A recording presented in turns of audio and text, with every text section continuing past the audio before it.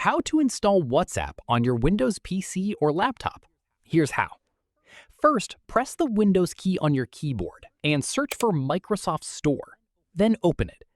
Once the Microsoft Store opens, click the search bar at the top and type WhatsApp. Select the official WhatsApp app from the search results. Then click Install and wait for the app to download and install on your computer. When the installation is complete, click Open to launch WhatsApp. You'll now see a QR code on your screen.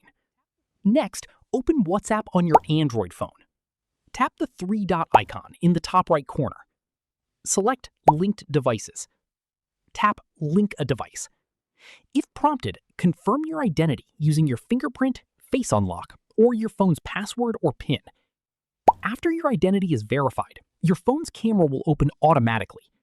Point your phone at the QR code displayed on your computer and scan it. After a few seconds, your chats will sync and WhatsApp will open on your PC, ready to use. That's it. You've successfully installed and linked WhatsApp on your Windows PC. If this tutorial helped you, don't forget to like this video, subscribe for more quick and easy WhatsApp tutorials, and I'll see you in the next one.